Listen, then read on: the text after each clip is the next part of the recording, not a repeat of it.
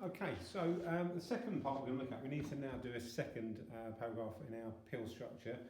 We've talked about Vesalius, he's one of the three sort of superheroes of the Renaissance. And another guy that we could talk about is William Harvey. If you've got a red pen, I'd probably make my notes on Harvey. I haven't got a red pen today, but I would possibly make my notes in red to remind me that William Harvey, he's the heart guy, the guy that did the work on blood circulation and the heart. Okay. Now again, what we need to do in this paragraph, we need to explain and give evidence of the work that he's done that has actually improved medical knowledge. And again, we can come back to this idea again. We have a good Galen bashing. I'm going to come over to this side now. And I think one of the key things we could put with him is he proved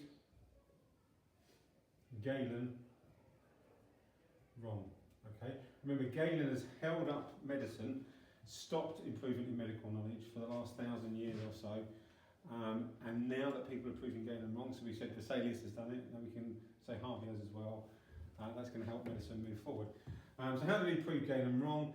I think the main thing really is just to say that he said the heart was a pump, which was different to what Galen had said, and the second thing that he said, but it was not the liver. The liver was not producing blood. All right, and he actually suggested that the liver would have to create 1,800 litres of blood a day if it was doing what Galen actually said. So the same point, the same way we developed the point about proving Galen wrong, we did the same thing here about how it's open season, how it encourages other people to question him, and it encourages other people to move things forward. He's breaking ground.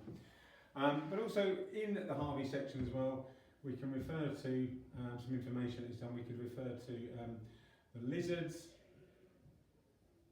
remember, because they're warm-blooded, or sorry, cold-blooded rather, sorry, because they're cold-blooded, and their hearts pump slowly, he would dissect them when they were alive. So again, that's a bit more information about Harvey.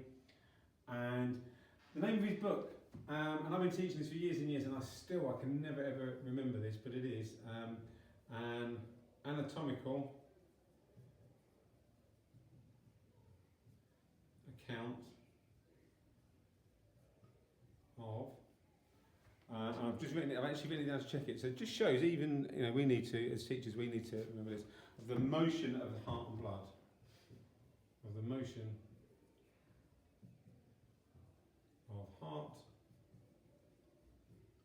and of the heart and blood. Get those capital letters in again. Now for me, I would sort of say to you, if you are going to try and revise this and learn it, because it's a bit of a mouthful, if you can just, you can actually refer to it as the motion of the heart and blood as a book, and I think examiners are going to give you the credit for that anyway. Okay, so I wouldn't overthink it too much and panic too much.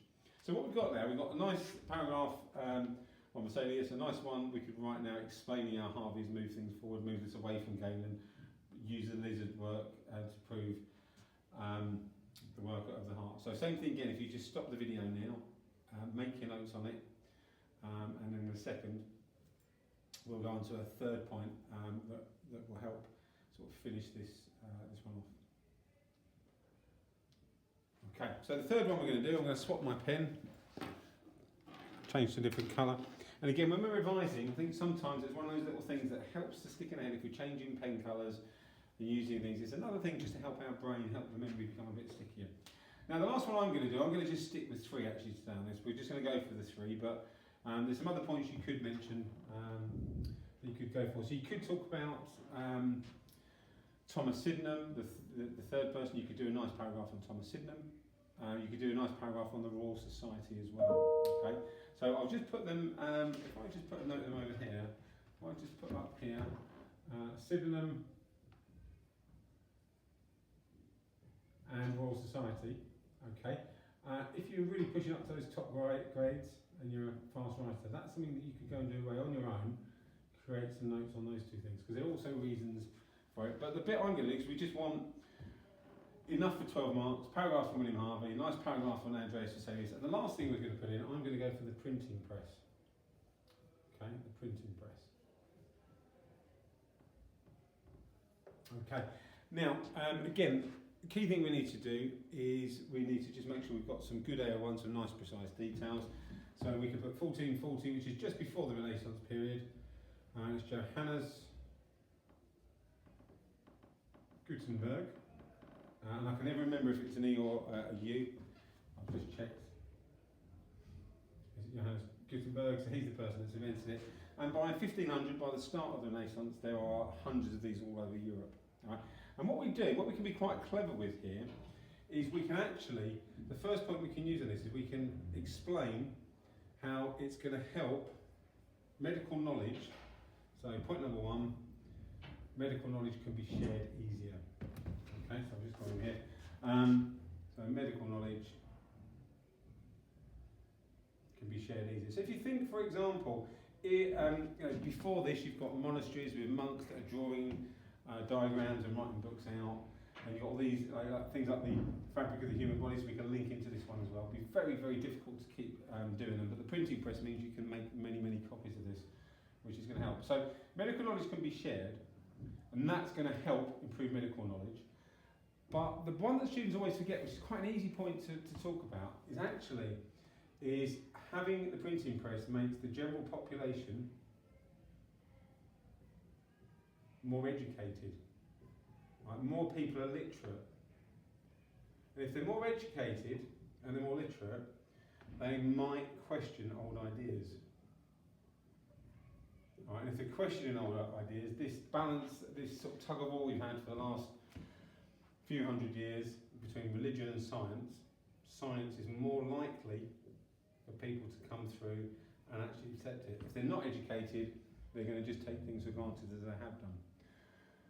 So there we have it. All right, you've got your 3 paragraphs you could talk about. You've got a couple of bonus ones if you want them. You've got the printing press, Andreas Vesalius and Harvey. So what you need to do is make sure you've got a nice revision plan on this, a nice simple revision plan. It might be a mind map or a list. Go away and make a nice neat one for your homework this week. And I suppose you could even sit down and actually just try and write the essay out and get used to writing it and putting it all together. Okay.